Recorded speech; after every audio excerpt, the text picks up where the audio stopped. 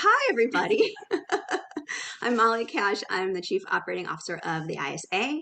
Thank you all for coming tonight to the ISA Pitch Panel and Third Thursdays. We're super excited to have you all here. Thank you so much to our panelists, Scott and Julia and Mitchell and Amy. Thank you for your time and your expertise. We cannot wait to hear everything you have to say, the feedback for these pitches. We're celebrating two things tonight: our Fast Track Fellows, Vandon, Gibbs, and Elena, Perez, who are in the midst of their Fast Track week, and they get to pitch tonight.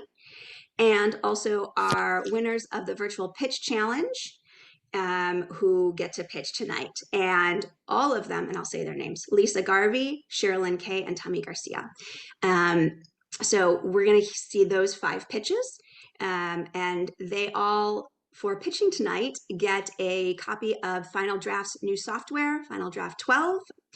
Thank you, Final Draft. You're an amazing sponsor. We love you dearly.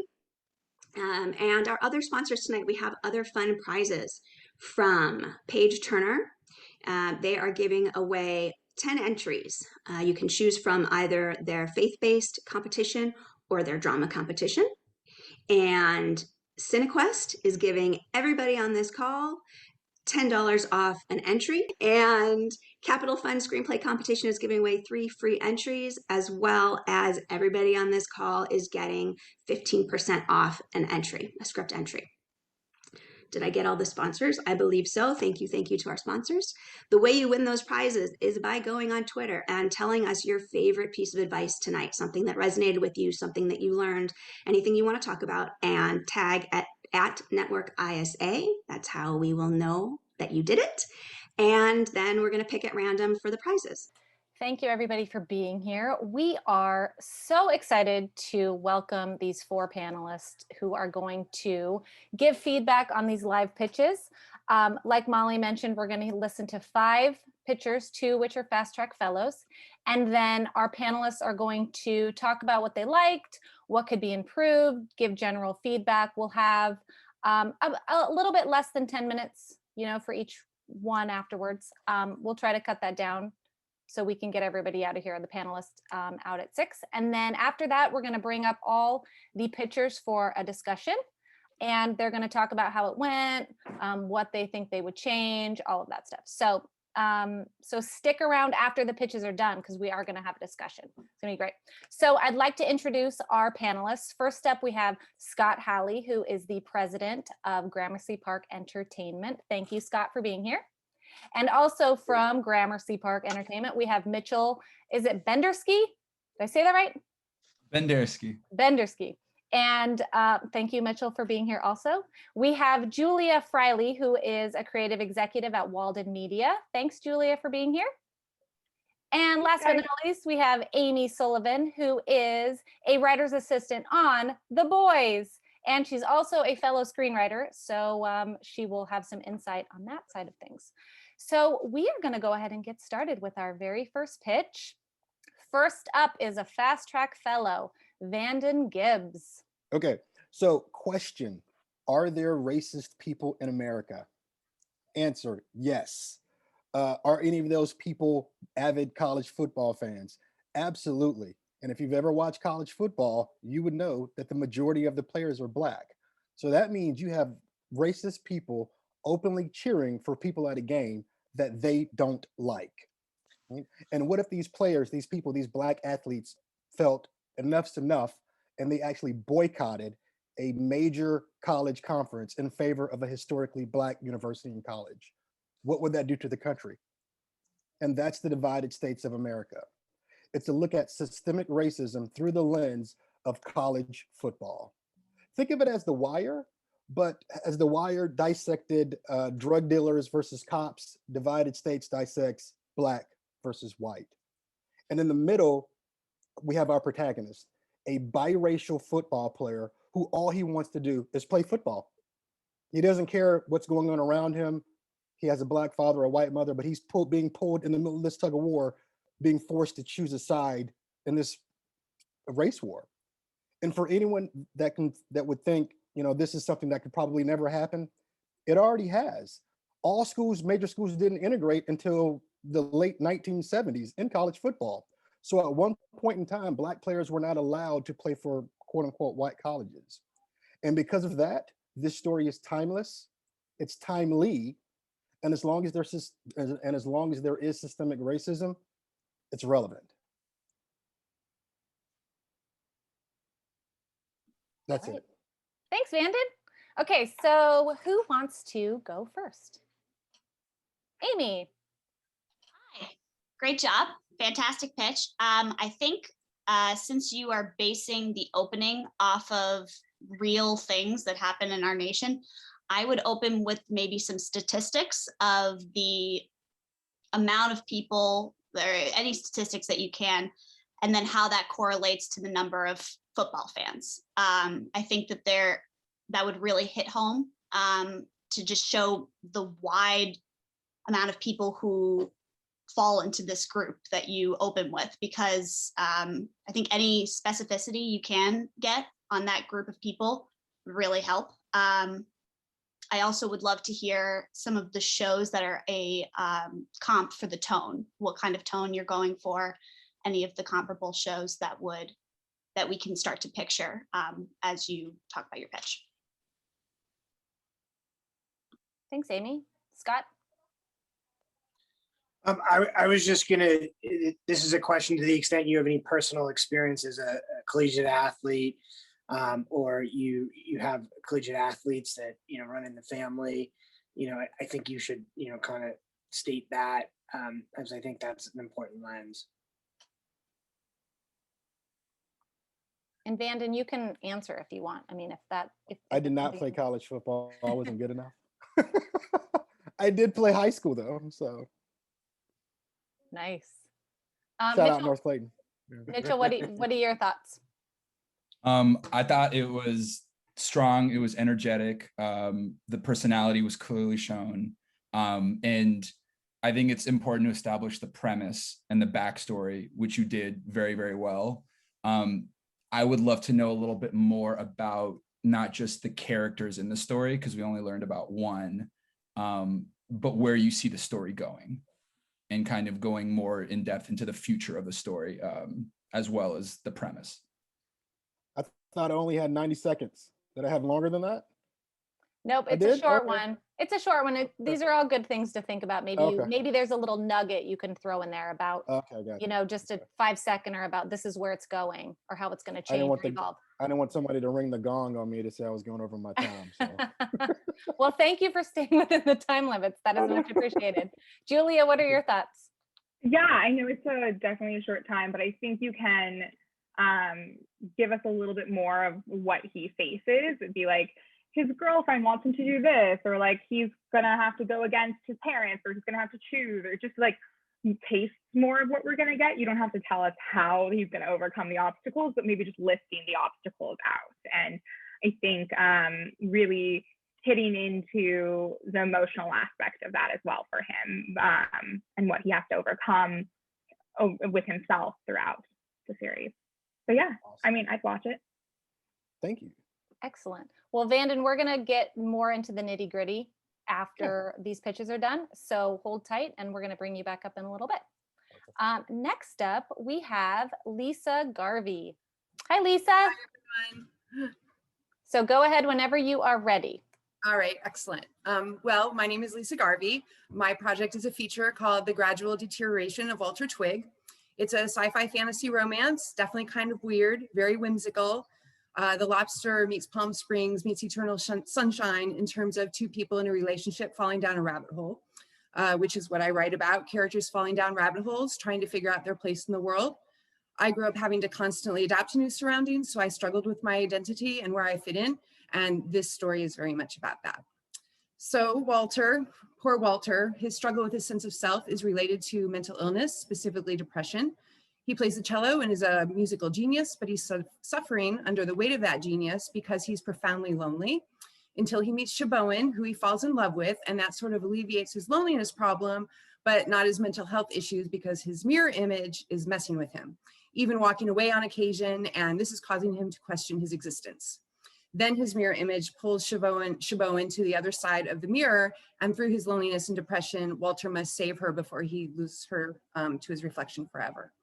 While it's a story about love, self, mental illness, and deciphering what's real versus imagined, it's really about how the mind is affected by and responds to loneliness, and how being lonely can make you feel like you don't exist, which I think is a really universal feeling always, but especially given the isolation we've been through this past year. Thank you. Thanks, Lisa. Does anyone want to jump in first? Amy, Sure. Ready to jump? Sure. Yeah, Lisa, fantastic. It sounds so interesting. I love that you put up the comps right away. You set up, the tone, the scene, everything. It's a lot of information, which I think is great in 90 seconds. But I think because you answer the questions that you never posed in the beginning, I think it would help maybe at the opening of the pitch to ask the questions to who you're talking to. What does it mean to be lonely in this day and age? What does that look like? What is the strain on the relationship? And then answer them at the end of the pitch, because that will really dovetail your pitch very nicely. But great job. Thank you. That was very helpful. Thank you. Who wants to go next? Julia? Yeah, I can go.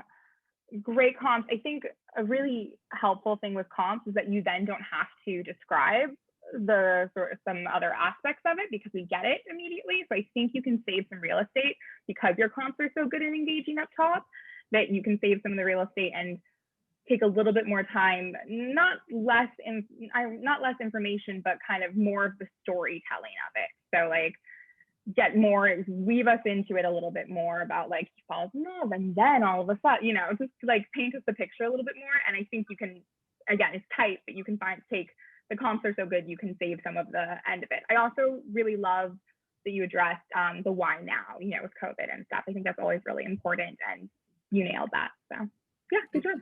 Thank you. Great. Scott? I mean, I also confirm what Julia was saying. I really think you gave us a sense of tone, and certainly, referencing kind of like the lobster, like you definitely kind of get a sense of like that Yorgos sensibility.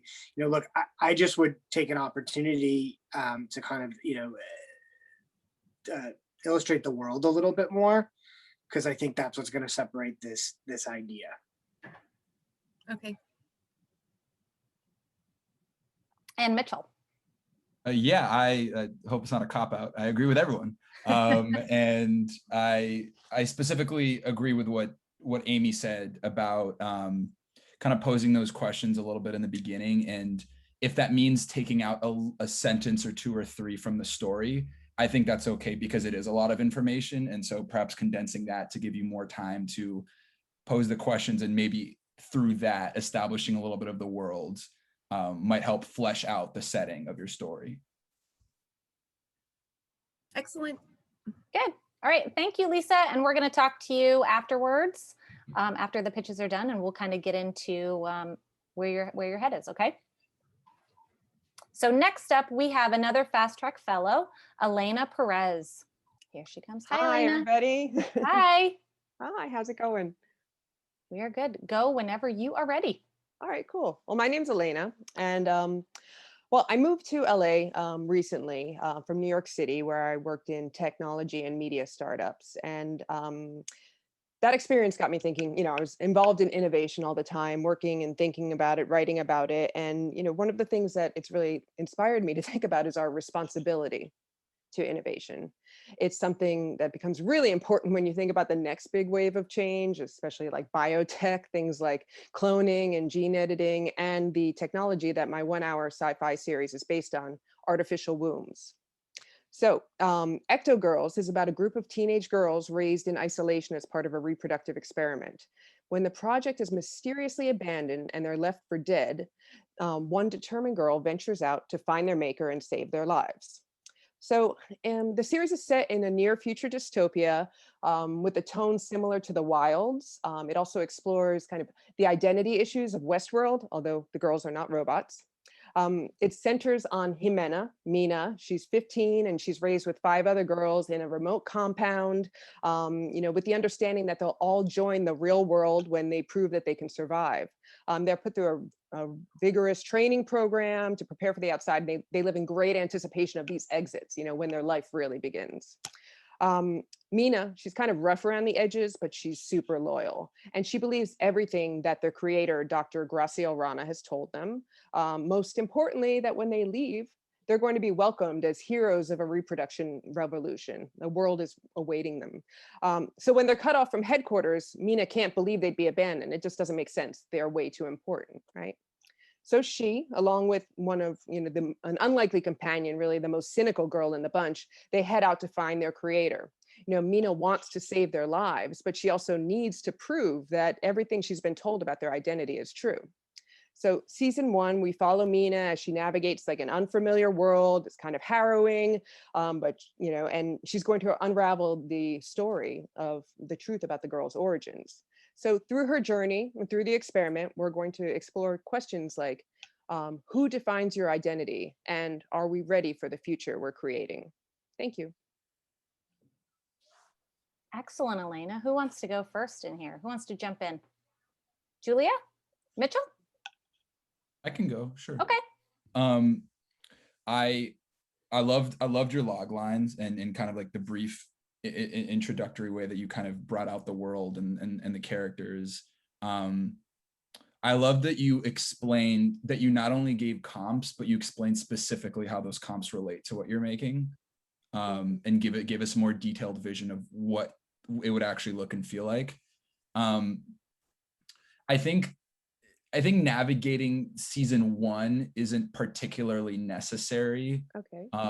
Especially in these shorter pitches, because usually you'd want to give like multiple seasons after that. So I think just going through the show as a whole should be the priority and not needing to split it up about the first 5 to 10 episodes or what have you.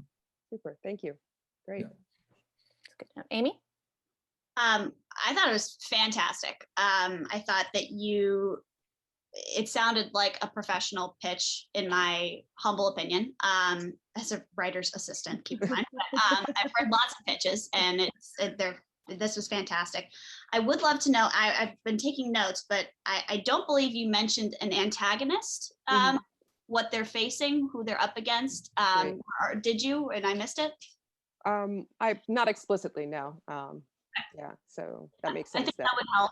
Yeah, I think that would help just to know what they're up against, because in my mind, they would be lauded as, scientific breakthroughs. And, is that not the case? Is that not the reality for them? Are they going to be facing,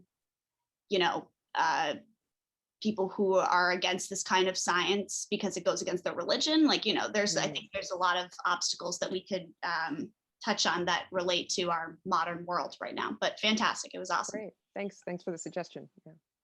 Scott, what about you? I mean, I don't really have any other comments that weren't kind of illustrated.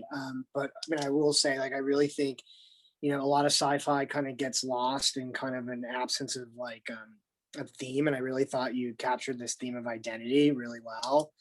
And I really feel like I was able to kind of conceptualize the world and the kind of what the ideas of visualizing the creator and all that. I think really applaud you for that. Thank you. I agree. Julia? Yeah, I agree with everyone. I think just to go off a little bit more of what Mitchell said, I think sometimes you want to hook people in, just like with the hook of the pilot almost, sort of with this kind of situation. You want to be like, and then they discovered this, or again, it's just kind of storytelling. You want people to ask more questions and be like, oh, that's an addicting premise. So I think it's just about shaping it a little bit, but you have all the pieces there. I think it's just about wooing us in, sort of. Super. Thank you. Thanks, everybody. Excellent. Thank you, Elena. That was amazing. Okay, next up, we have 2 more to get to. How do you say your name? Sharilyn, like Maryland. Sharilyn. Okay, great. Whenever you are ready. Whenever I'm ready. Hey, how y'all doing? This is Sharilyn Kyle coming to you straight from my city, that gritty city, Camden, New Jersey. On Sundays, this is what we do, hoop all day long in the 35 and up Community Basketball League. Yeah, let me tell you a little bit about our players. First off, we got that white boy with that long range Steph 3-point shot. Yeah, he there doing what he do. Then we got that old man drunk who can still get his dunk on. He plays right next to that hot-headed youngin who serves it up and dishes it out to who? but none other than that trash talking, low down, dirty, dealing and stealing, drug dealing. You know he there, always. These players and more play in my urban dramedy, The Madness in March. It's an ensemble story told through the eyes of my 12-year-old who is dealing with the fact that his father is openly gay and very athletic and very active. He doesn't mind defending his father on and off the court, even against his homophobic mother, who stays bitter and bashing while his father is better and smashing. Well, both of them send him a crashing to what? But to a basketball lives matter meltdown. He can't find out where he's supposed to be. So where does he retreat to? What he knows. And that's the basketball court. Now, I know you're probably thinking this is nothing but African Americans that want to be NBA league. It's more than that. It's community, it's family, it's basketball. And everybody can play it, especially in my story, The Madness in March. Thank you.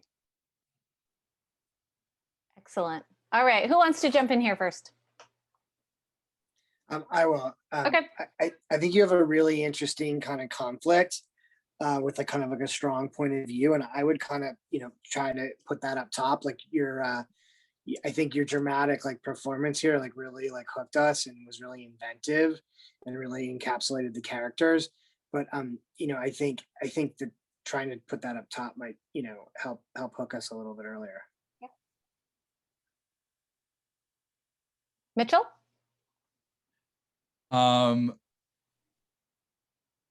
don't have any notes. I love that. That was so energetic. I love the way you use props. You used your character introductions in a narrative format. The way that they pass the ball, the way that they're all on the court. I thought that was so genius. I love the title, Madness of March.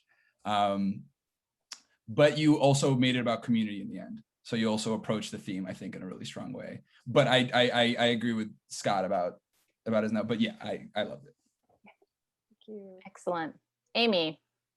Yeah, so much personality. I mean, it just like absolutely jumps off the screen. And I'm sure it's even more engaging in person. But I would pose the same thing that I said earlier, that I love when pitches ask a question and then answer it at the end. And as entertaining as it is, for a minute I was like, okay, but what's the show about, or what are we going to be watching? And I would love to hear in this pitch what season 1 would be encapsulating and why this is a dramedy, because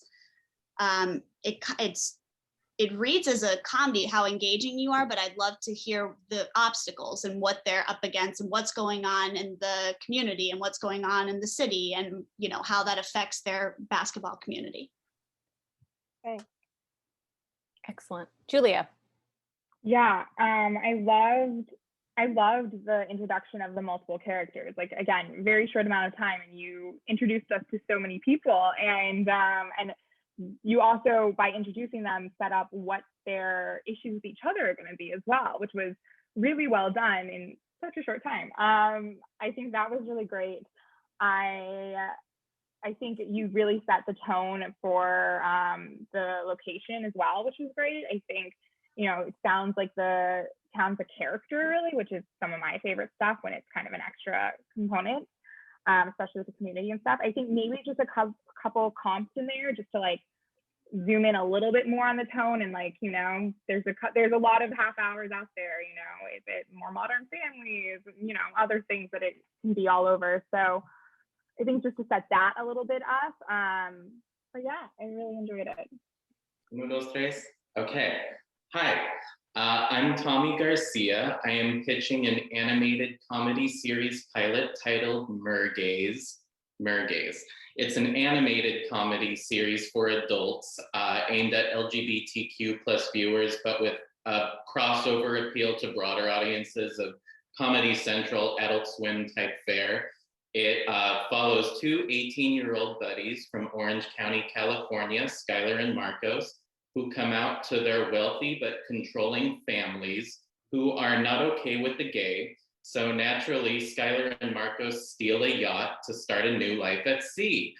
It becomes immediately clear they have no idea what they're doing. But luckily, Skylar's Grindr app intercepts a nearby Flipper account, and we are introduced to our first mergay named Seth. Now, Seth has illegally obtained some dolphin air, which is used on sea mammals when they undergo surgery. And when the boat sinks, he doses Skylar and Marcos willingly, and they hitch a ride in a whale shark's mouth to meet Seth's mergay friends. But the dolphin air runs low, and in order to save Skylar and Marcos from a horrible death, they all go to visit a gay sea witch who cooks up a more lasting solution for them to breathe. And then his husband, the drag superstar of the Pacific, designs them custom merman tails, and we end our pilot with our introduction to Skylar and Marcos in their new form, the Merfakes, ready to start a whole series of adventures with their new friends, the Mergays. And there's one right there. Excellent, Tommy. That was a great way to end these pitches. Who wants to go first? Amy does. Fantastic.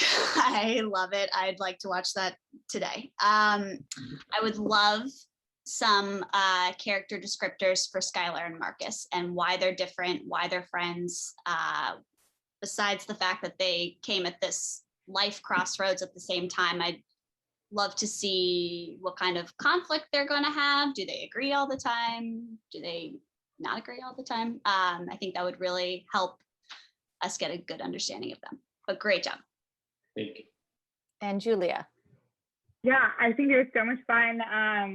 I think it's such a great premise. I think you can stop at the point where they are rescued with the air and be like, and I don't think we need the mechanics of how they become the mergays. And I think you could stop earlier and then save that time to discuss the fun they get up to in the rest of the season. You know, they'll go after buried treasure, they'll do this, they'll do, you know, I think you can stop at that point and we don't need to know how it happens. You can just say, and they become this, and then give us more examples of the fun they'll have. I think a couple comps would be good, especially with animation, because it can go all over the map with animation. But I think it, you know, really the tone will be nailed by that, but I think it's a really fun idea and I'd also watch this. Scott. I don't really have anything. I thought this was so inventive and original, and it really transported me to like an interesting kind of world. And I think it's certainly like a unique narrative to kind of approach, you know, kind of a buddy comedy. And so thank you for indulging us. Thank you. And Mitchell. I loved it. I guess I'm just a sucker for props because I also really enjoyed how he used that in the end. I do agree with what Julia was saying, how maybe condensing a little bit of the plot and describing a few more of the episodes, because I think especially with an animated series, you know, these executives are going to want to know, can this go on for 50, 100, 200 episodes? Can this be a new Simpsons or Family Guy or Big Mouth? So just coming up with like 3 or 4 wild, insane adventures that they'll get up to kind of showcase how many more you've got at your disposal. Excellent. Thank you. Thanks, Tommy. Thank you. Okay, so we have a couple minutes. These went pretty fast through. So thank you guys for your wonderful comments. I do want to ask you guys, since we have, I'm going to, you know, it's like 10 minutes or so, and then I'll get you out of here.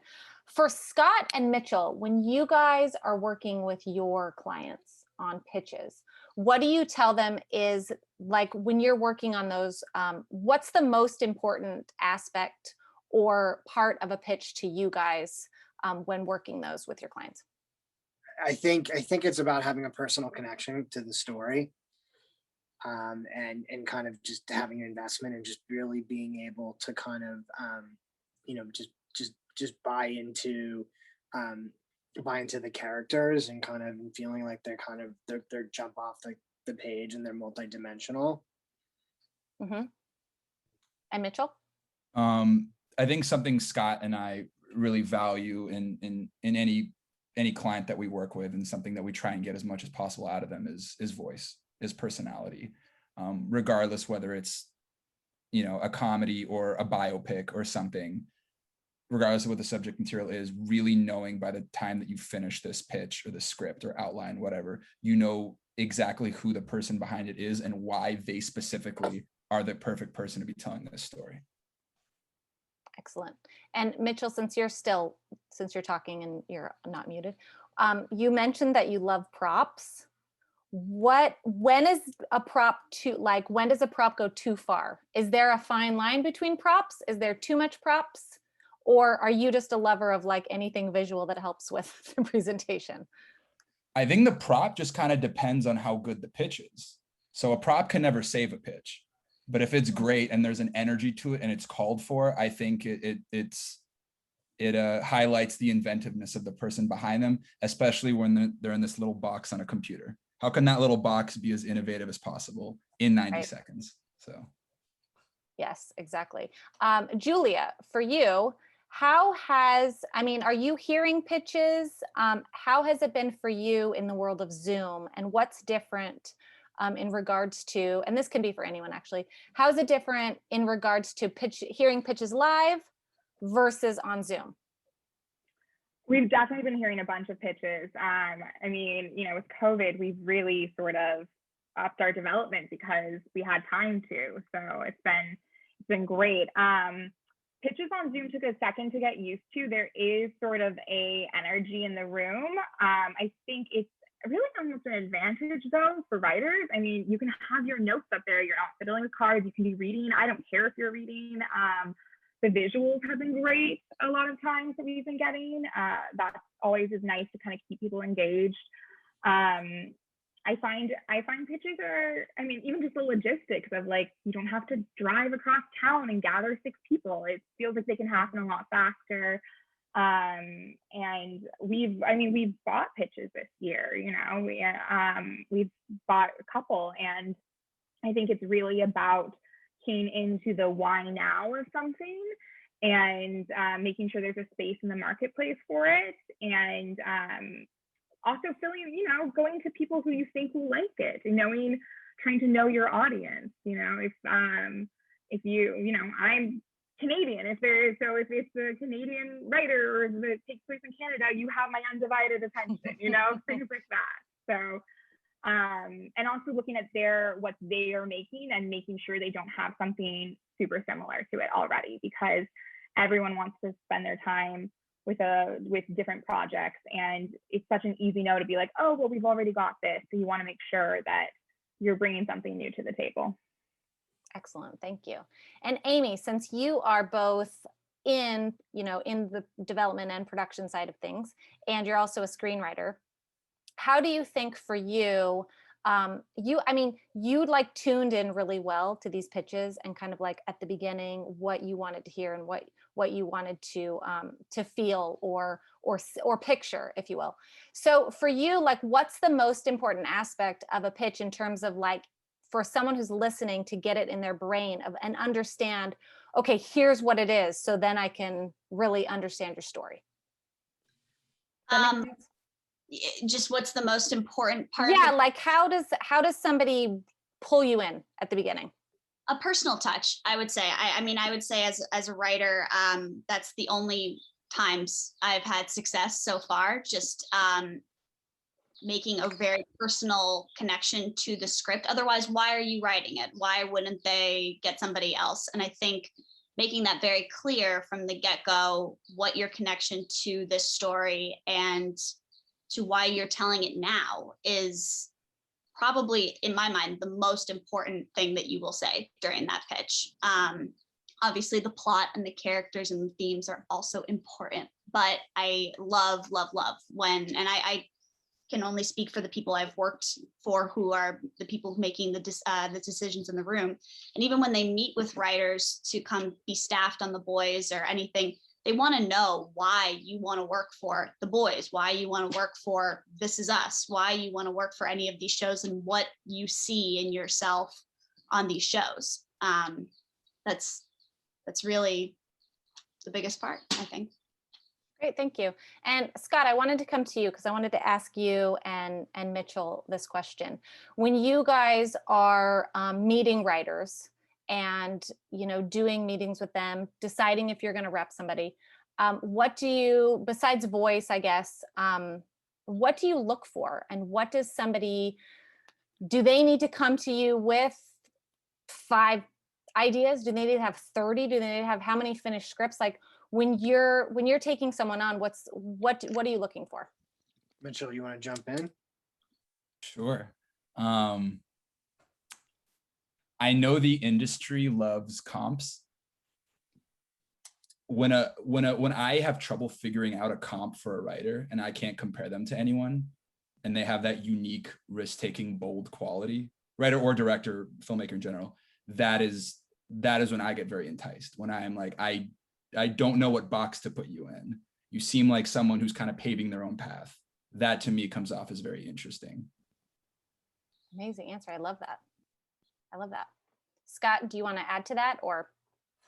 I mean, I think we also look for, for a certain kind of hunger, and that can be showcased through, of a catalog of ideas, or, just a portfolio of finished, screen material. And we also look for people who really like have a sense of like who they are relative to the arts, because I think people come out, I found in my time, so many people kind of come out to LA, and most people that are writers, are transplants. And they come to LA, and I think, especially if they come up and they kind of apprentice and work for the business, they kind of get lost in writing for the business and not for themselves.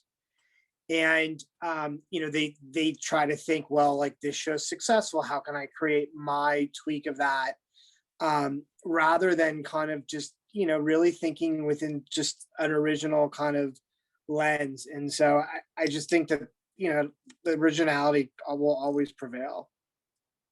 Amazing. I love that. I'm glad I asked that of you guys. Okay, so last question, and everyone can answer. What are some final tips or tricks or words of advice, or a great pitch that you heard that you remembered, or something like that, that you can share with our amazing viewers here today? In this time where we're all still socially distant for at least, some foreseeable future, I've been following a lot of writers on Twitter and engaging with them, and then just starting a dialogue there. I think people are craving social interaction. And if you want to learn from great writers, if for some of you who are not working in the industry yet or aspire to be, engaging with them on Twitter and just asking, like, if you ever need like coverage done, or if you ever need like, if you ever need any research done, like I'd love to connect with you or something. I've definitely connected with like some big screenwriters just by engaging with them on Twitter and saying that I'm a fan and that I want to learn from them. I think that is the biggest thing that these people can give back at this time. And I think they're hungry too. So that would be my advice. All right. Julia, what about you? I feel like I have so many random little tidbits. I think there's, this is a collaborative industry. So I love it when someone comes in with a strong take, but it's really the discussion afterwards that often makes or breaks it for me. I think I often will have a lot of questions. I want to make sure you've thought it through I love when people have answers, and I love being wrong. I love when someone has a really good reason and backing something up. But I also love when, I'm trying to make something work for us, and there's ideas for how it could work for us, where I come from Walden, we're getting darker with some of the stuff we do, but I had some writers come pitch us, and a character died at the end of something, and I was like, oh, I would just love it if we could make it like a little more inspirational, and like maybe the character could live. And they were like, yeah, that actually works with our theme. Like they were really open to how it still worked creatively for them, but also how it could work creatively for us. So, and then I just know we're going to work well together off that as well. So yeah, I think being open, knowing that like this is your baby, but it is a collaborative industry as well. That's some good advice. Mitchell? I would say meet everyone that you can, regardless of whether they're writers, directors, actors, execs, whoever, anyone involved somehow tangentially to this industry can have some perspective that helps you. Keep a good circle around you.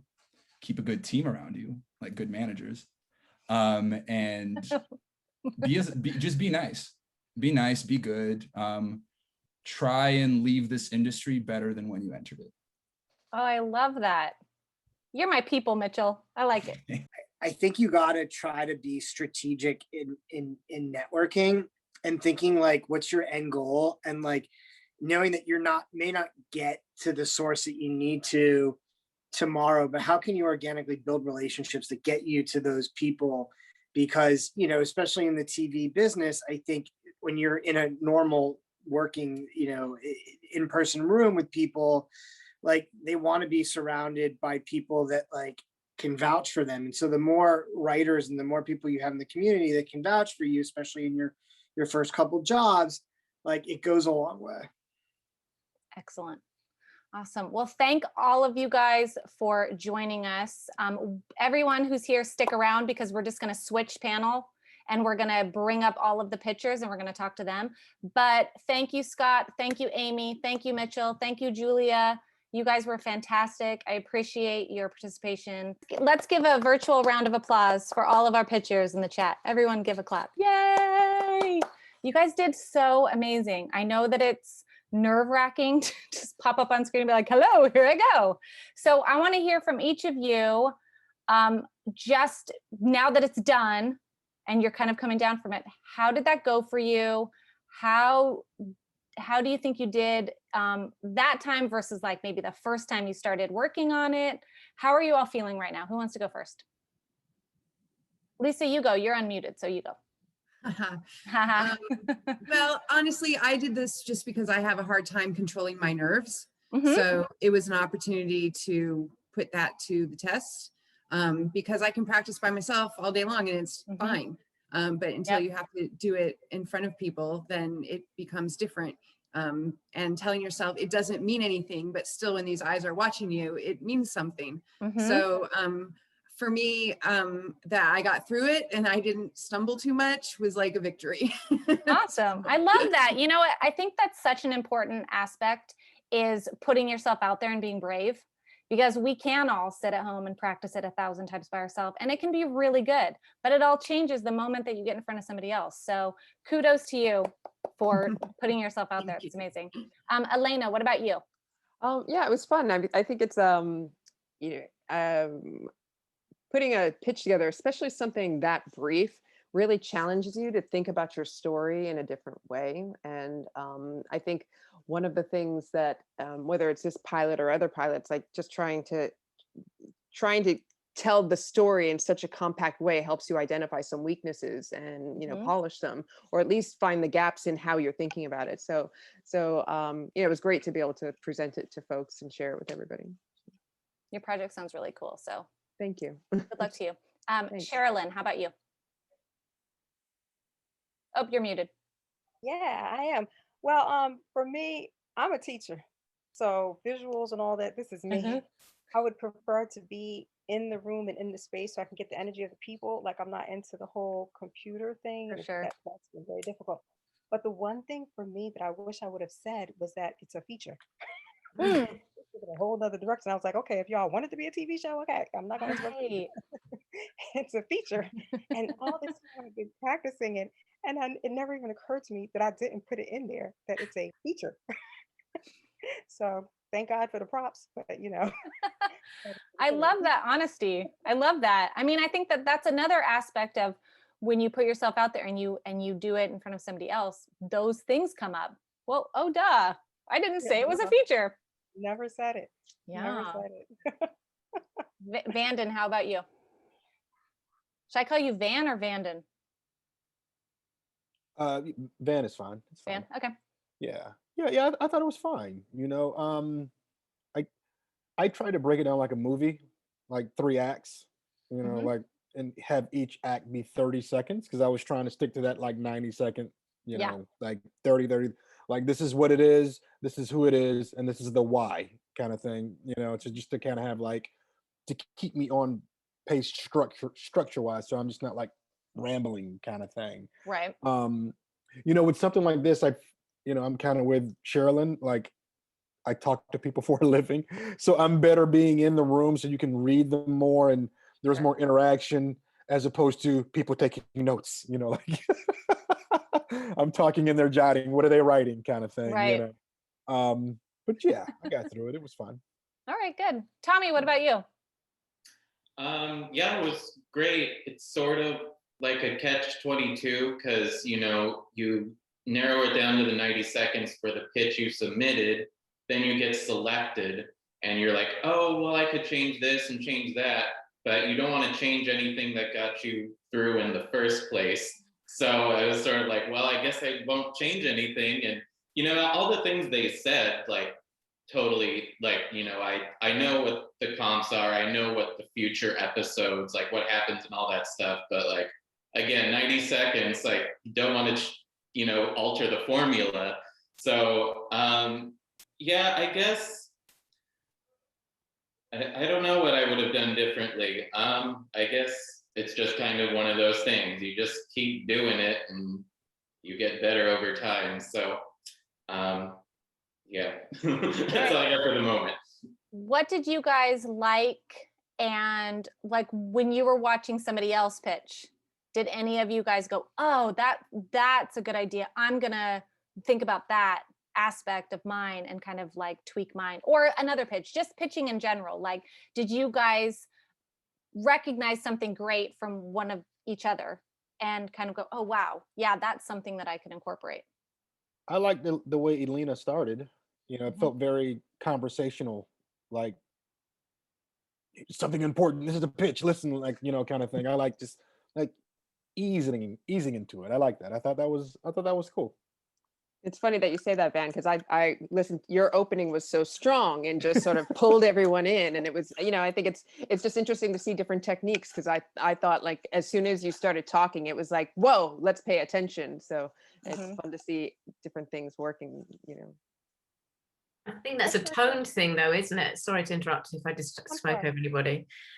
Because I feel like that is almost like a tone thing. Yours was kind of like this, I'm going to lead, like Elena's kind of like leading you in somewhere, and then Van's like a very, I mean, I know both their projects, these are our fast track fellows, so, and then Van's is very kind of explosive, and this is how it is, and we need to kind of grab this by the horns. And then with Tommy's being, you know, a comedy, then having that tone of the lightness and the fluffiness, and then just being the silly quality of that. And I think that Sharilyn bringing your personality of like, you're on the court and we could see all the different people, it just shows. And then even with Lisa explaining who this guy is and the reflections and this kind of the multiverse of the world, getting the tone right for how you pitch it, and kind of even the language you use, and the probably even the clothes you wear makes such a big difference. I mean, I can see like Sharilyn's got that top feels sporty, you know, it just all that kind of stuff you want to be. When I was an actor back 100 million years ago, I remember I was auditioning for a doctor once, and I had a white Mac, and guess what I wore to the audition? You know, I mean, it's like, it's I think really setting yourself up as the storyteller of this story. We were having meetings today, and I think with Najib from Endless Media, and he was saying you have to make it so that you are the only person that they can imagine telling this story. And even in the pitch, you have to be that person. So they're kind of like, oh my God, this is coming from this person's brain. We couldn't give it to anyone else. They have to be involved in the writing of it because it's so true to who they are. And this is why they need to tell that story. I like that everybody had comps, and that's something that I struggle with, because not thinking that I'm like so all that and I'm so individual, but I struggle because it's easy to say, well, this is like an athletic soul food from the 90s and blah, blah, blah, but it also has this and also has that. And I think you keep going on and on and on. It's like, okay, what is it really like? Like, what am I watching? So for me, I struggle with comps, and the fact that everybody had comps, I was like, oh, snap. Okay. So I really just have to kind of focus on, what does this story embody? What is it like, but not so much like that I tried to mimic and be that story. Yeah, I fully agree with that. I hate comps because I agree with the one gentleman, whatever his name. He said, I like people who are, you know, very unique. They tell their own stories, and that's what I do. Like, you know, I have a lot of influences, but you know, they come from me. So you kind of have to, it's one of those necessary evils, I guess. Like just pick one or two that you know people like, even if you're kind of rolling your eyes, like, you know, just pick something. That's why, because I know a lot of you had specific comps, and it was one of those things, like, I thought, should I change it? But I was like, no, it's too late. I'm not going to try to change it and then be like, blah, blah, blah, when it's my turn.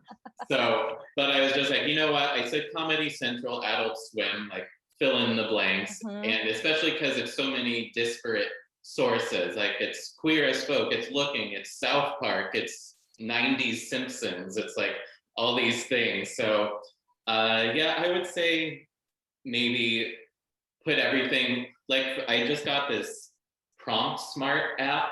So it's like a teleprompter. I didn't even look at it, but it just was put me at ease knowing it was there. Like if I had to, I can look up and it follows your voice. So it's where you're at.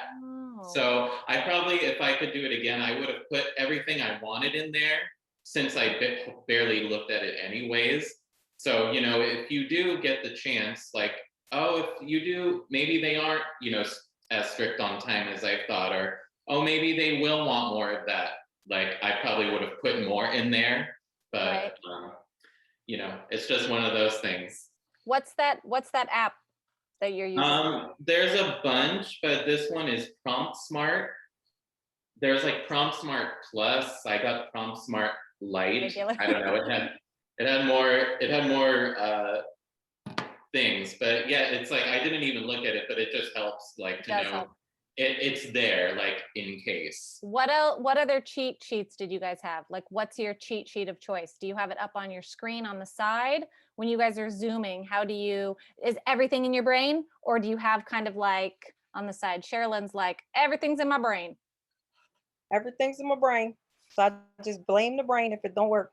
Because, you know, it's like, if you try to, like, you're flitting back. And that's the thing about this whole Zoom thing. Like, I'm looking at the dot, and you don't want to be going like this, because then you look like a crackhead. You know, like, you want to make sure that you're here and you're organized and just taking your time. And I'm bilingual Spanish. So when I speak English, I have to really concentrate to go very, very slow and make sure I enunciate and I don't slip into my Espanol. Yeah, I have to, like, do that. You got a lot going on.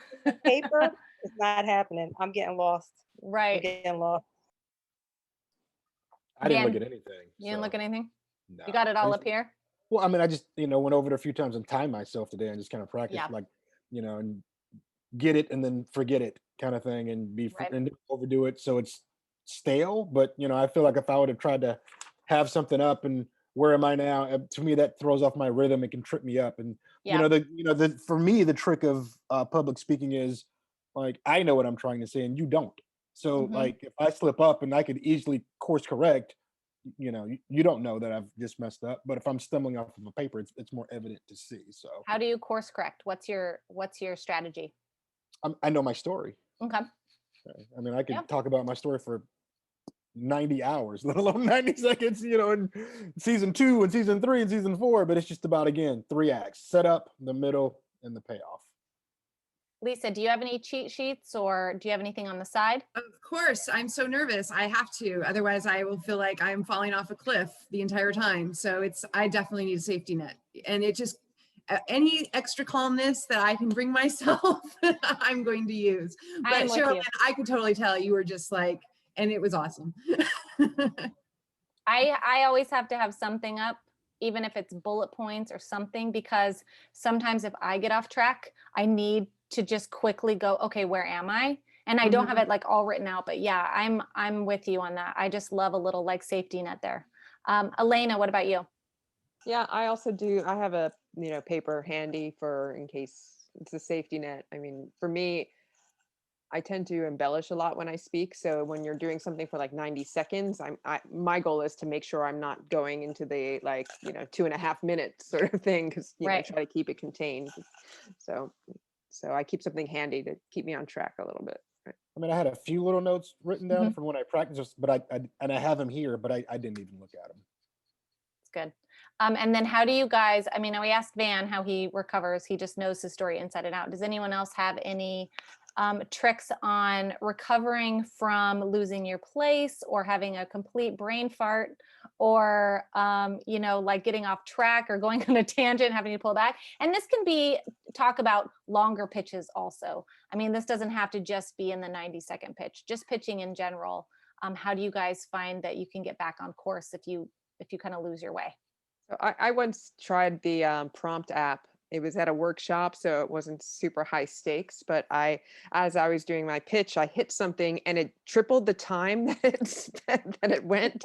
So I think it goes back to what Van says, is you have to know the story that you're telling, because now not only didn't have the resource that I was planning on, it was also this weird like thing moving really quickly in front of me too. So, but because I knew the story, it's just kind of, come back to me and, remember what I'm trying to tell, and I managed fine. It's okay to be humble too.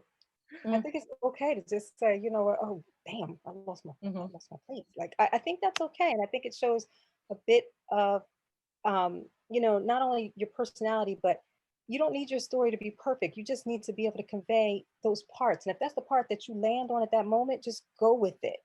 Because if you try to fix it and make it right and make it perfect, and you guys are gonna love this part, then it comes off fake, and nobody wants anybody fake. And I think for those of us, we ain't new to this, we true to this, we trying to do this for real, and get paid and to do it, so that when we mess up, people want to know that they're dealing with somebody that's human.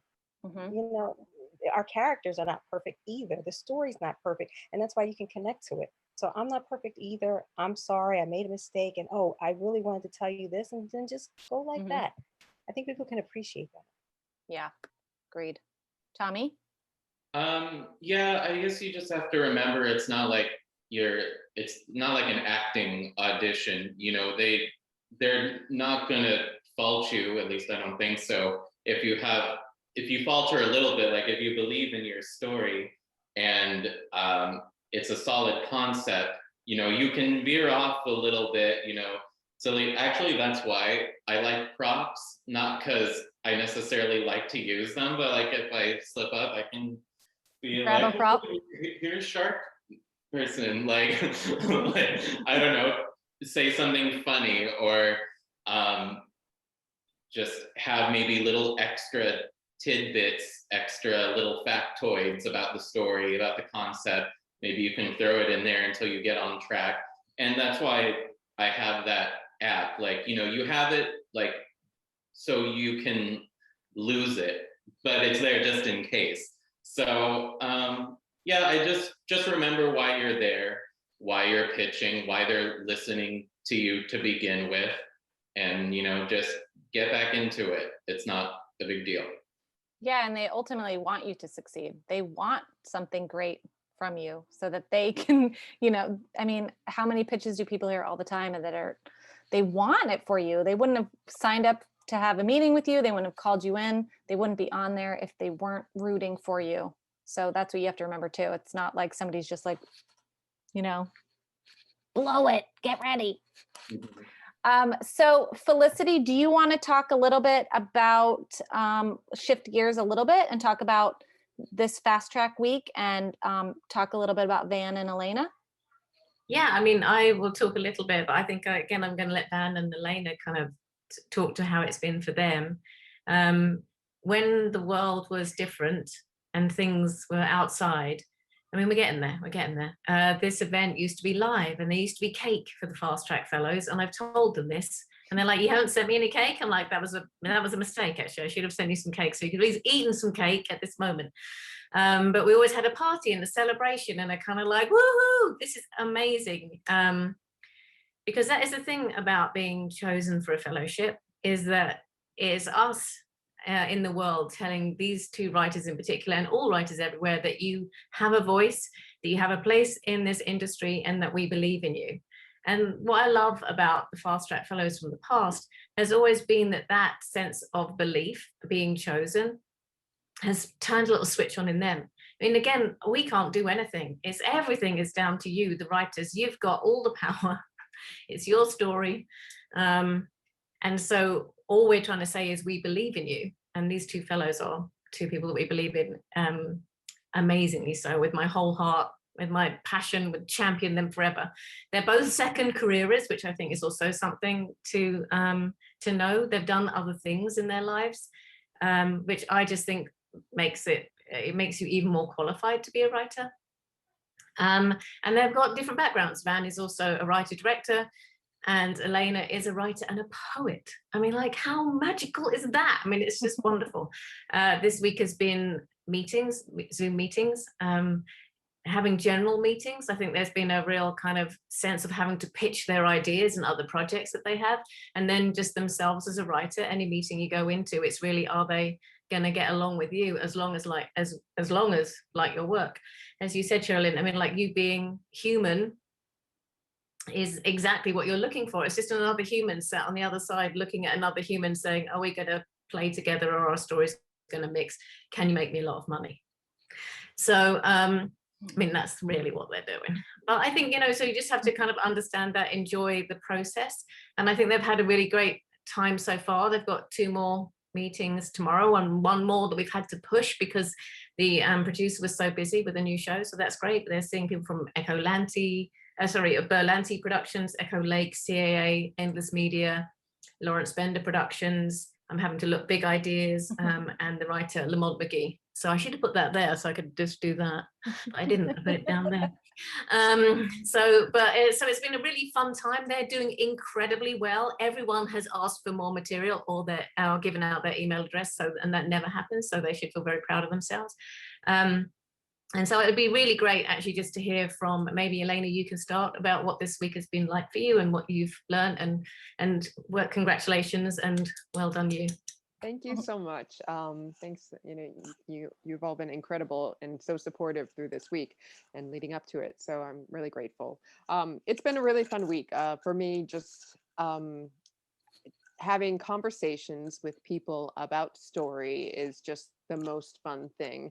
And you know, one of the experiences just meeting different kinds of people who have different interests and different roles, and kind of discovering what the sort of magical connection between us and what will make our conversation interesting. You know, I think that you know, being able to adapt to the different meetings, but also show who you are. It's a great challenge, and it's a lot of fun. And I feel like, you know, what have we had so far? 5 meetings. You know, I am very warmed up. So, you know, bring on, like, definitely in a groove and ready to have more meetings. Right. Amazing. Yeah. It's been a lot Van, of fun. sorry, were you going to say some more? Did I just? Oh yeah, I was just going to say it's been a lot of fun. So yeah. That's what we like. And made some friends. I think I felt like you've made some friends. And Van, how's it been for you? It's been great. You know, I've been telling stories, writing and directing for, I want to say, about 15 years now. But I've learned so much. I've learned the bulk of what I know about the industry. I've learned in the last maybe 3 to 4 years, much more than I've learned in the first 11, you know. And then that first 11, it's just kind of me. I'm isolated, like most artists are. You're doing your thing, you're writing, you can't. And then the last 3 or 4 years, I've got to like look behind the curtain of Hollywood, and I see how it works now. And it, you know, but before you look behind that curtain, you're believing there's some magic way that it works, and it's like a reality kind of check. And it's like the guy said, one of your panelists, about like meet as many people as you can. Like, I can't emphasize that enough, because, you know, when I first started, I had this feeling like I just need to meet this one person that's going to make or break me. And it's never really just one person, you know. You know, what I've learned is, like, you're going to meet people, and a person is you're going to feel like, oh, this is going to be my connect. This is my lottery ticket. I have met him or her. And in reality, you need about 10 of those. You just, you're just going to have to keep going, and, you know, and you don't know who it's going to come from. And so, you know, don't turn your nose up at, oh, someone's just a PA, or he's a this or that. You never know who can be the one that can help you. So be excited for every meeting you have, regardless of who it's with. It doesn't have to be, oh, it's Steven Spielberg, so I'm going to give him up. It doesn't matter who it is. You give your best, because you don't know 6 degrees of separation or how or if that person can help you. So that's the thing that I've been that I've learned the last couple of years, and it's done me well. And these meetings have been great. I think these meetings have been great this week. I wondered if there's like both of you, if there's one thing that you think has been the most valuable thing you've learned so far. It's just really nice, just so that if you were someone, giving advice to someone else out there, what have you learned? I'll let Ms. Perez go first. All right, thanks. I think I think being able to ask people for help, in a real way, in a natural way is always is a challenge, for me, and I'm sure other people, and that's one of the things that, this week and just in general, I've been thinking about and trying to improve, because it is, people do want to help. They, and it's what's expected. We all know that we need to meet people and connect with other people. And it's asking for that, asking for, it's just something to get used to. Right. That's true. Yeah, I want to piggyback on that. I think people do want to help, but the flip side on that is people want to help people who are already helping themselves. So, right. You have to do the work. The old saying is, if you stay ready, you don't have to get ready. And so by that, that means if you have an idea, if you have something, write it. Don't wait until somebody comes with a paycheck, because you never know what someone's going to ask for. So, and I hear this thing too. This is me ranting a little bit.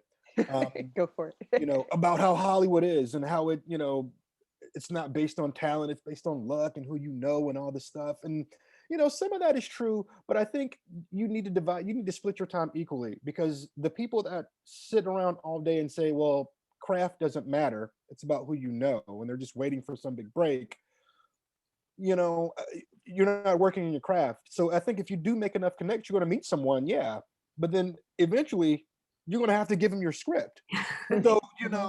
So, but if you spend all day working on craft, yeah, you're a good writer, you're a good storyteller, but then no one's going to read the work. So you have to put yourself out there.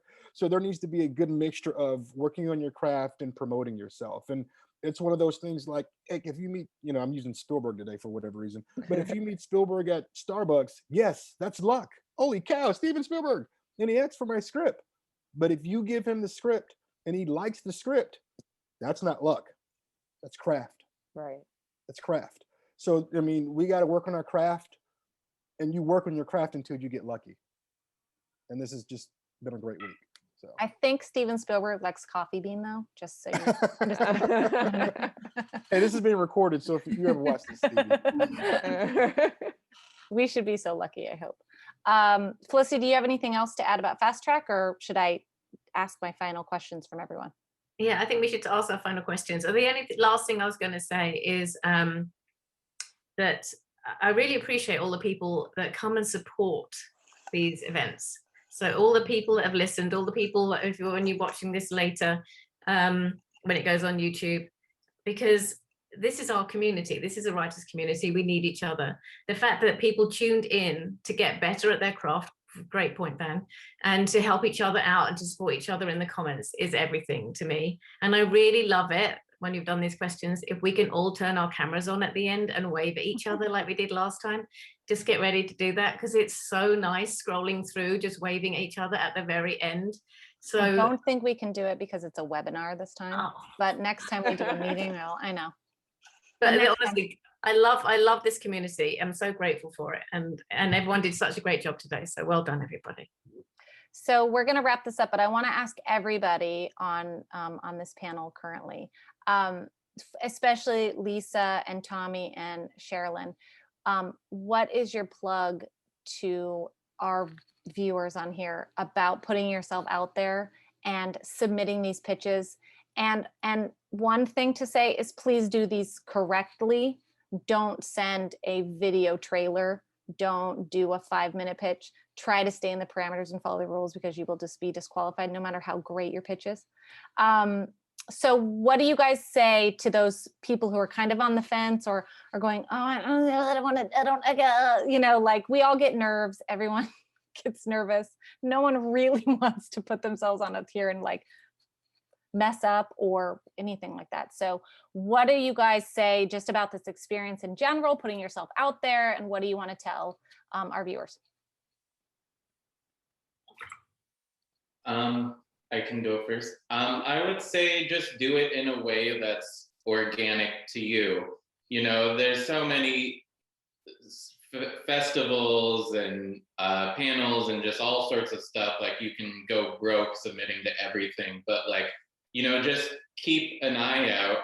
And if you think, oh, that sounds like a great opportunity, and it makes sense for this story, this project, you know, go for it. You know, just, I wouldn't say, just do it in a way that feels right to you.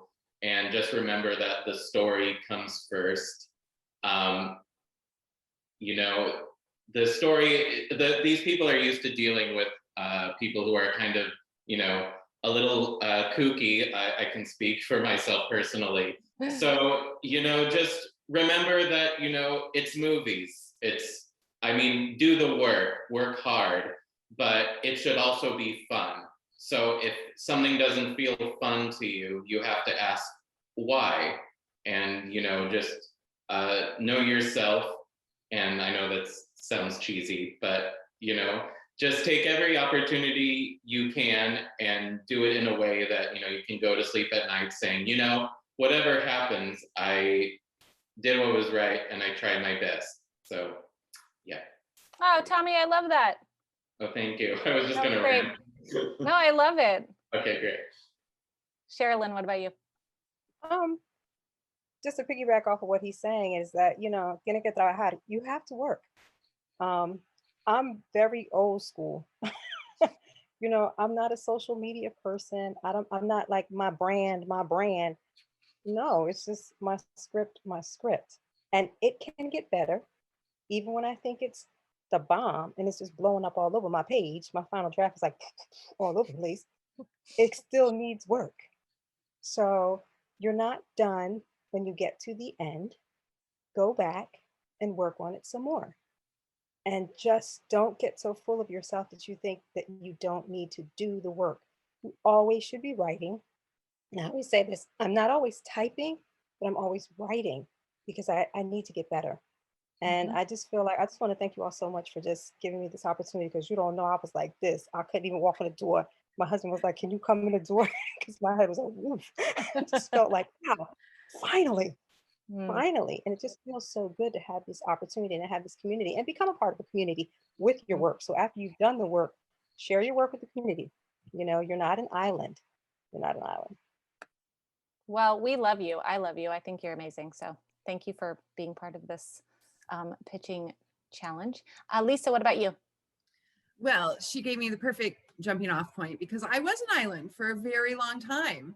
And you're ready when you're ready, you know, and if you know what your weaknesses are, don't beat yourself up about it. And you just take the steps that you need, just like working on your craft. If your challenge is like talking to people and being an introvert, it's hard for you. You know, it takes practice, and you're not going to be perfect, and it's okay to fail, and you'll keep getting better. And that's how I even got to the point of being able to, you know, be here today. So I just feel like, you know, don't think that you can't do it because the industry requires you to be a certain way. Back to what everybody else was saying, to be authentic. That is what they want from you. And so embrace that in yourself. I love that. Thank you for sharing that this whole evening about who you are and being an introvert and just taking a chance and putting yourself out there. I love that. I think that a lot of people struggle with that first step. You know, I always think of it as like we think we're looking at a mountain ahead of us, but it's a speed bump. You're literally like, it's a mountain, and it's this tiny little bump that you have to sort of like get over. And once you get over that, then you're kind of like, okay, where's the next thing? I can do it. You just have to keep going forward and forward. So I very much appreciate your honesty and your authenticity. Thank you, Lisa. Elena and Van, I know you guys spoke. Do you have any last words, or Felicity, you want to say anything before we wrap this up? I think being authentic is it. I think there has never been a better time. I think there's more of a call for authenticity in all the industry. And maybe this is our chance to That's maybe we had to go stay home for a year. It's like, who am I? Just to like navel gaze and go like, oh, without everyone else and without having to and shoulds and coulds, you're kind of like, who am I and what do I want and what is my voice? I have to say that the screenplays have got better over this year because I think people have had time. They've had time to think about themselves, and maybe we all needed a bit of a respite to kind of work out. And now we realize, you know what? You can be whoever you want to be. And actually, the more you are yourself, and I mean, I always say this to the writers, don't try and hide anything from me. I see you on the page.